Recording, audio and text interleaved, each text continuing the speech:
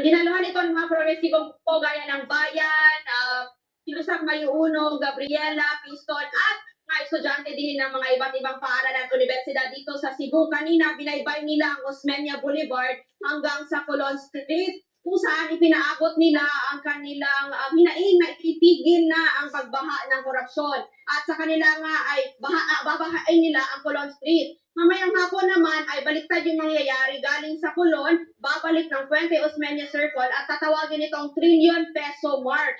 Tinatayang aabot sa 30,000 individual ang dadalo at sasali na ang lahat ng iba pang mga progresibong grupo, mga civil society organizations, ang mga private organizations, pati na din kakapasok lang no yung Roman Catholic Archdiocese of Cebu. Meron din silang panawagan sa sama mamayang hapon. Kabilang sa mga lalahok ang mga sektor na kumakatawan ng magsasaka, manggagawa at iba pa. Ang pulisyan naman, naka-full alert yung Cebu City Police Office sa pagbabantay ng kilos protesta. Kanina dumaan sila sa Police Regional Office at wala namang untoward incident na nangyari sa kabila ng paglabas ng Civil Disturbance Management Unit ng PRO 7.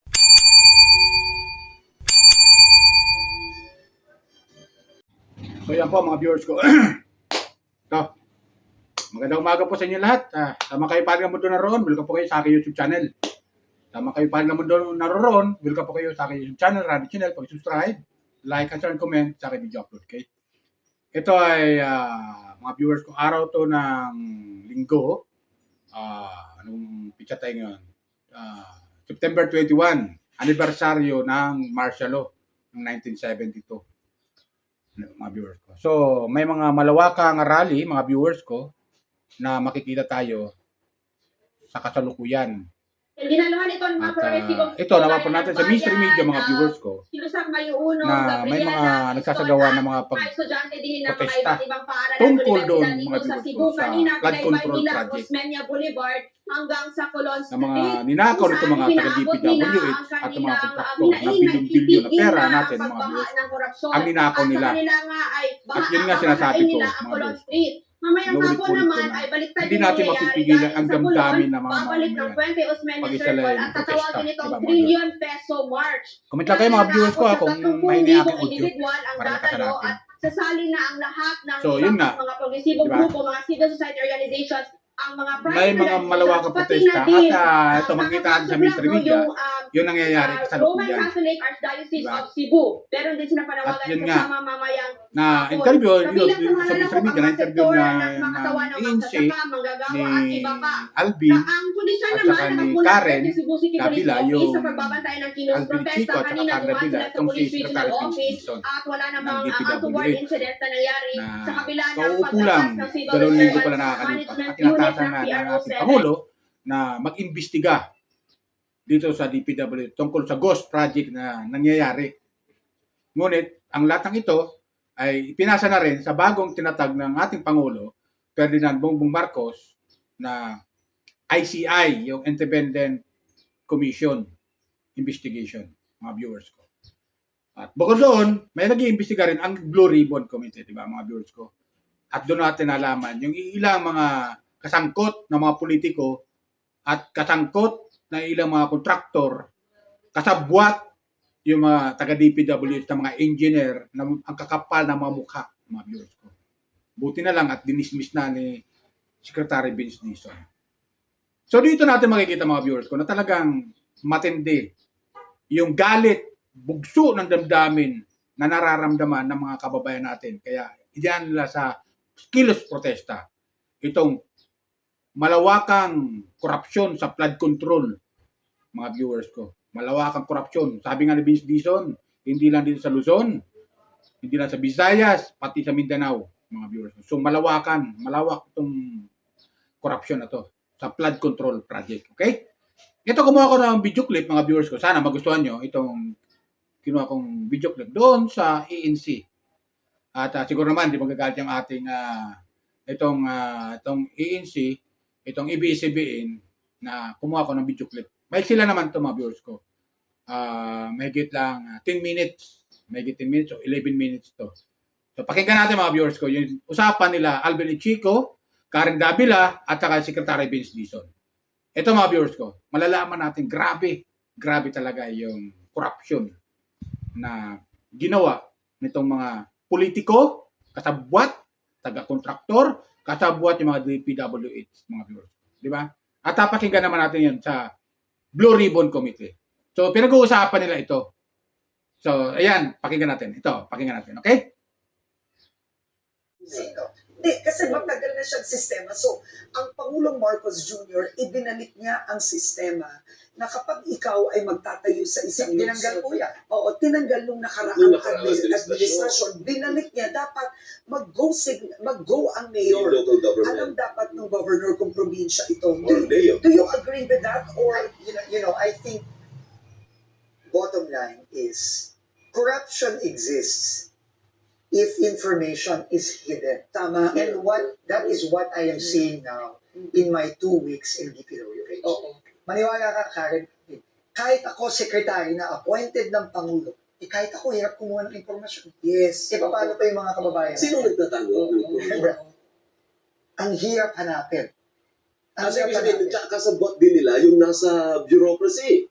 Hindi naman mangyayari ito kung walang kasabwat. So mula janitor, clerk, Hindi naman manager. mangyayari ito. So now, what we are trying to do is we have to make all this information public because this is the people's money, Karen, Alvin. Yeah. And I think we can learn a lot from what the President did when he launched the Isumbong sa Pangulo website. Okay. Yun ang pinakamaganda kasi nandun lahat ng proyekto. Yeah. Yeah. Makikita ng Oo. tao yun eh. Mm-mm. At yung tao mismo, Oo. hindi lang yung mayor, hindi lang yung governor, pero yung ordinaryong tao mismo. Mm-mm. Pwede siyang pumunta sa proyektong yun, Nasaan to? Nasaan Nasaan to? yan? Okay. pwede niyang Oo. picturean, pwede niyang Oo. yan ang gusto natin gawin Yes. ngayon.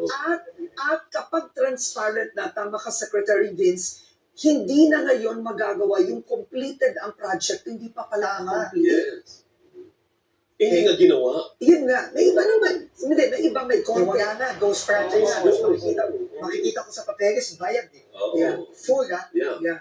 Oo. paid in full. Yeah. Oo. Nag-parcel mo na tapos pinul. Mm. Ganun din. pero walang Ganun breakdown. ba? Hindi, O kaya sobrang Yun nga, ito pa, hindi, ito Ano- pa, ano yung mas Secretary, marami isa doon? pa to. Paano yung taon-taon, tapos na yung proyekto, paano nagagawa yun? Of course, with a budget na same. 100 million itong distrito, 100 million yung susunod. Ni pati yung centavos, wala namang ganong proyekto na eksakto ang amounts kada distrito. Ito nga Karen, sa 2026 budget natin. Oo. Kaya pinalinis ng Pangulo yan eh. Meron nga mga project na nakalagay kumpleto na, binabudgetan pa rin. Inulit. Oo, di So ba? yun, tinatanggal natin yun. No? We were given just a week, pero we tried our best to remove all of that. We removed completed projects that were funded again. We removed projects that were paulit-ulit, duplicate projects. Pero alam mo, Karen, magtataka ka talaga paano nakakalusot yung mga ganyan. Oo. Hindi, pero sa side pa lang yun ng Systemic. BBM. Sa side pa lang ng Hindi, National tama. Executive Wala pa po doon. Wala pa yung mga mambabatas. Wala pa po yung mga tinatawag nilang mga Insertion. Oo, Yeah. kasama. Kaya nga. Oo. So Na-curious. kailangan po talaga bantayan. Sa- You know, when things are done in hiding, Yeah. when they are done in secluded rooms where Yes. no In one secret. is there. in Yeah. Or a secret. small committee na apat lang po You know, sila. that is where the problems lie. Yun So yung we just have to insertion. make Yeah. this is the people's money, Karen. I mean, people should know about it. Oo. Sec, na-curious ako, di ba 2 weeks ka pa lang, anong pinaka-prone sa atin? Yung unfinished product? Yung sinabi Yeah, nga, oo. ghost project o substandard? Yeah. Kasi magkakaiba yun. Yung common Anong pinaka... Tingin ko ang pinakamarami po yung mga substandard na proyekto. Meron po mga ghosts, don't get me wrong, marami na tayong nakita. In fact, yung mga una nating kaso sa ombudsman, lahat yun, halos ghosts. Kaya nga madali yung mga kaso, madali namin Pero- kasi open and shut yung kaso. Yeah. But let's clarify, yung ghost projects, that did not come from the 2025 budget, tama? That came from the previous Marami po yan. previous budgets. Marami po yan from the previous years. Oo. Even the years before the Marcos administration. Okay? No? Pero yung substandard, yan ang marami. At marami din na hindi pa masyado na pag-uusapan at pinag-uusapan namin madalas ni Mayor Benji Magalo, yung overpriced. Iba pa yun. Ibang kategory pa yun. Iba pa yun. Yung mga nakita namin na mga solar lamps, yung mga barriers sa sa mga ano, yung rock, sa mga highway, yung rock netting, As yung in, mga it's a cat's eye. Hindi yan flood control. Basta Basta infra. infrastructure. Sabi naman ng Pangulo sa EO niya, hindi lang flood control ito. Lahat. Lahat ng infra over the last 10 years, kailangan reviewin ng ICI. Goodness. Iba pa yan, marami din yan, yung mga overpriced, yung mga 3 times the cost, 5 times the cost. Oo. Tapos hindi lang yan, yung mga project na overpriced na nga, kulang-kulang pa. Sabi nga ni Mayor Benji, dun sa program of works, halimbawa, mga solar lamp, Oo. no, nung mga nakaraang administrasyon, sinabi, 2,000 solar lamps. Pero ang bigang ng Mayor Benji, wala pang 1,000. So, Iba pa yan nung- may under-delivery din. Oo. Nangyayari din yung under-delivery. Lahat po yan kailangan busisiin. Goodness. At yan po ang mandatong binigay ng ating Pangulo sa Independent Commission for Infrastructure. Kapag So, ganyan, matagal ito, Karen. Yeah, Marami baba. ito at matagal ito. kapag Pero ganyan, kailangan lahat yan matagal. pag ganyan, Sek, sinong kumikita doon? Yung sinasabi mong binanggit mo yun na under-delivery, Top to bottom yan. overprice. Top to bottom yan. Oo. Ano yun? Top to bottom yan. Pati mambabatas kasali. Posible yan. Oo. Sino ba ang naglalagay ng pondo? Pero tandaan po natin na maraming mambabatas, ako na lang magko-comment dito, baka maipit ka. So maraming mambabatas may sariling construction company. So yung mga kontratista daw nagalit na, sila na lang ang tumakbo ng mambabatas. Yun na yung nangyari sa Kongreso. Parang sila na mag-insert. Hindi, para, ganito, diba, dati ang mambabatas, diba, kukuha ka pa ng construction company outside to build it. They started to own their construction company, right? Yeah. Mambabatas na ang kontratista. Ngayon ang kontratista, sinabi niya, teka lang, hindi na kami kinukuha dahil may sarili na sila. Sila na yung tumakbo. So kaya maraming kontratista, party list. Karen, diretsyon na. Oh my goodness. Yung unang sinabit naming dokumento sa ICI Oo. is yung mga substandard flood control projects sa Oriental Mindoro. Diretsahan na lang tayo. Ang SunWest Corporation, 5 packages ang meron siya doon, out of 7. Yung dalawa, Elite tsaka St. Timothy ng Vizcaya. Ang may-ari ng SunWest Corporation na nag-divest lang is si Congressman Zaldico. Yeah. Oh. Binigay na namin ng mga dokumento sa ICI. In fact, magpa-file na dapat kami ng kaso last week. Pero since nabuo na ang ICI, binigay na namin ng dokumento. Diretsahan na nga tayo, Karen. Oh. Si Congressman Zaldico, Oh. hindi lang congressman, siya din ay naging Committee on Appropriations. Yeah. Kaya nga. At ang SunWest Corporation ay pag may-ari Siya ang sa founder. matagal Yeah. at founder Yeah. ni si Congressman Zaldico ay founder ng SunWest So if you say, Corporation. Hindi tayo lumayo. if you say na Diretso divest na siya, yan. paano mo nga siya itatay? Kasi itatali mo dapat, di ba? Oh, ayan. Hintayin na lang po natin dahil yun po ang Meron. ginagawa Oo. ng ating Independent Commission on Infrastructure. Kaya nga po nandiyan ang SGV and Company. Audit. Kaya po isa sa mga in-appoint ng ating Pangulo na miyembro ng ICI is the current country director mismo ng SGV, which is the biggest and most credible accounting firm in the country and also affiliated with Ernst & Young globally. Yeah. Yeah. Oo. So, pabayaan na lang po natin, magtiwala po tayo sa ating ICI at sa mga miyembro ng ICI. Oo. Paano Diyan din mababago? po tayo po. Oo. Paano mababago ang sistema? Because at the end of the day, number one, kailangan ng Pilipinas ng flood control. We really do. Kailangan natin ng infra. Pero kung yung mga construction companies na ito ay iba-blacklist, no, na dapat lang naman, meron ba tayong enough construction companies in the Philippines You mean right?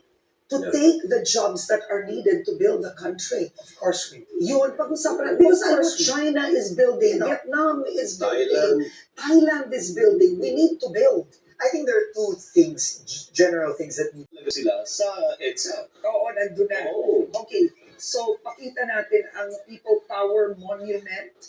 Ang People Power Monument, pwede ba natin po? Okay. Ayan. So ang Pwede angulo ba? na ito, gusto lang natin That is EDSA. sabihin na nasa EDSA po Yes. yung cameraman natin. Oh, yan. Oo. Pero sarado na ang North. No, a portion. Just a portion. Just a portion. Northbound. Ikwento Alam mo niya to. kasi DOTR to. DOTR ka doon. Pakiipaliwanag. Sila ng DOTR. Okay. Hindi, northbound dyan, sir. Yung pong building na yan, Oo. sila ng DOTR. DOTR. So ikwento mo anong sarado, Secretary, looking at this now. Well, mukha pong kalahati po ng northbound. Northbound. Lanes ng EDSA. So, Actually, ang naman po. ginaldo na yan, sir, eh. Opo, Oo, mukha may naman pong puno. mukha naman pong tugi-tugi naman po ang dollars. Ay hindi, sa ngayon, kasi wala pa naman yung highlight nito is mamayang hapon pa. Although may mga maliliit na programs dyan, yung iba't ibang grupo secretary. So nakita niyo naman yung mobile patrol car ng pulis na nakabantay naman, di ba?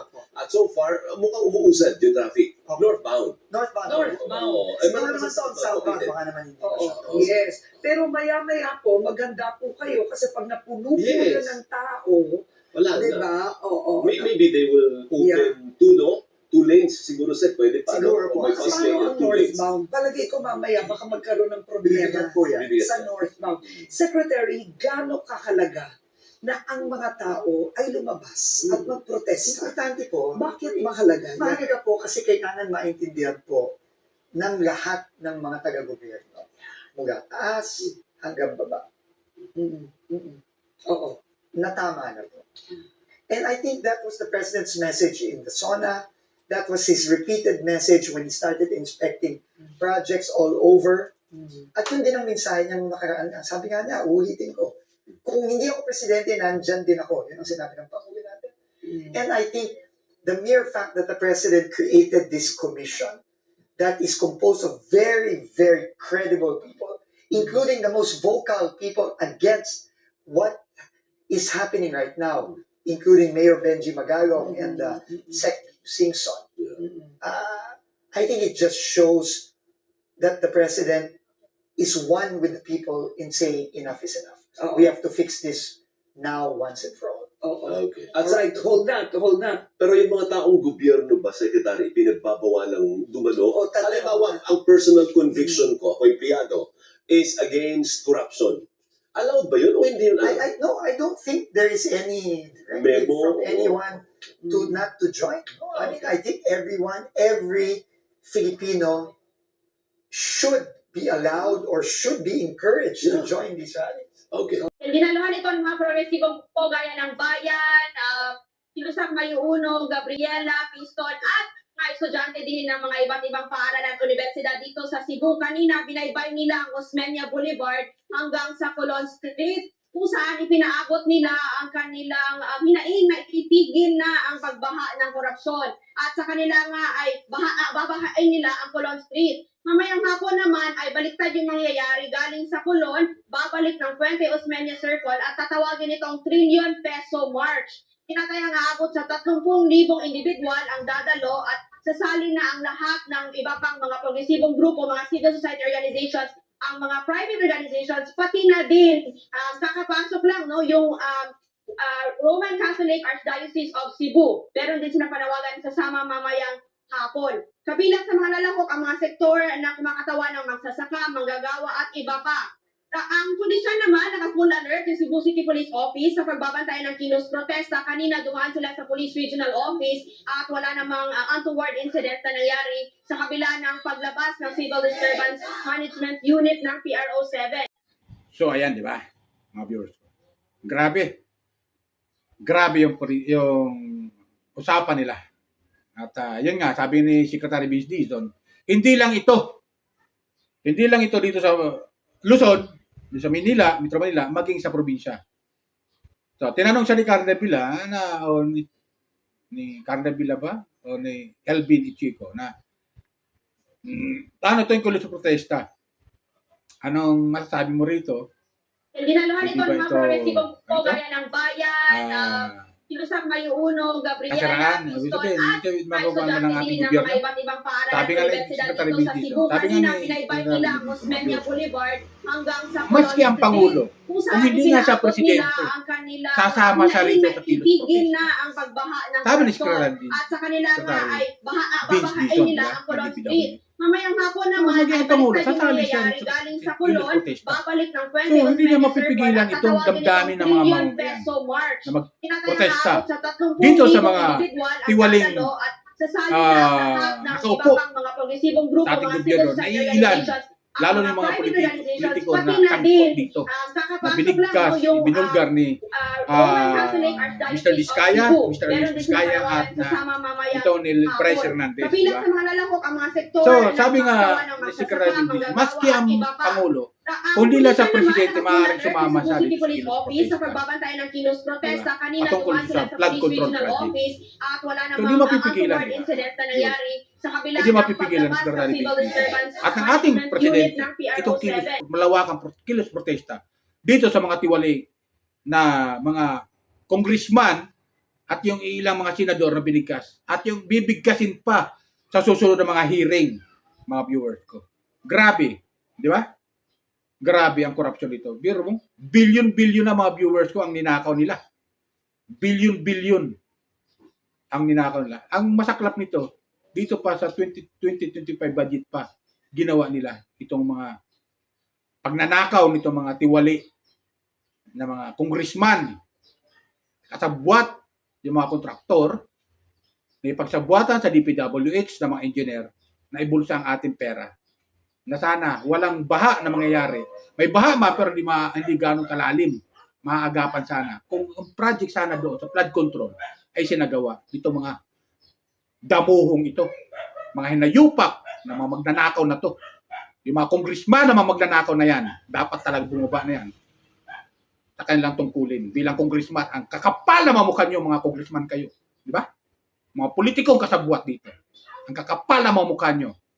Ganon dito mga DPWH na dapat sana ay ginawa sana yung flood control. Ngunit ang ginawa, binulsa at pinansugal pa yung pera natin mga kababayan. Grabe ang lupit.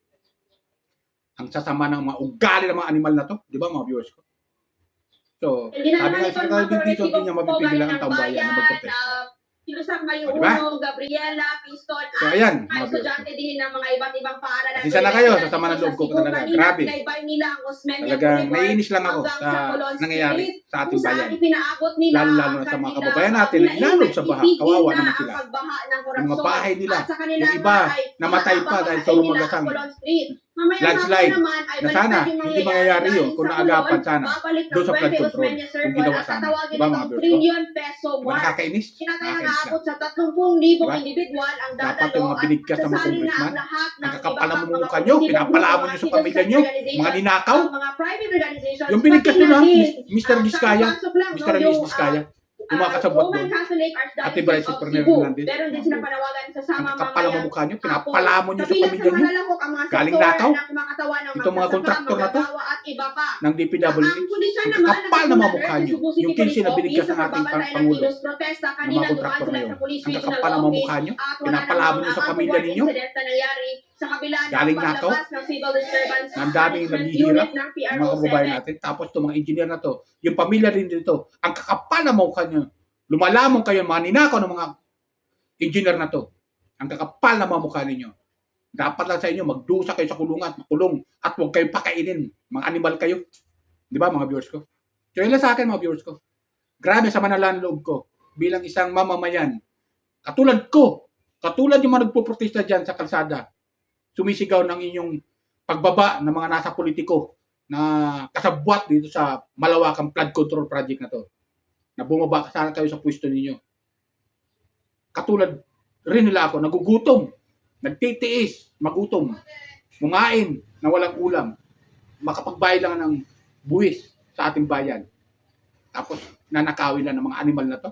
Ang kakapal ng mukha niyo. Diba? So yun na sa akin mga viewers ko. Paalala ko lang ulit, baka may nakanonood sa akin dyan. Pakisubscribe naman po, like and share and comment sa aking video. Okay? Yun na po, malaking bagay na sa akin. Mag-subscribe lang po kayo. At mag-comment lang po kayo dito sa aking video upload. Okay? Yun na po. Bye. Ingat po tayo lagi. Pagpalay po tayo.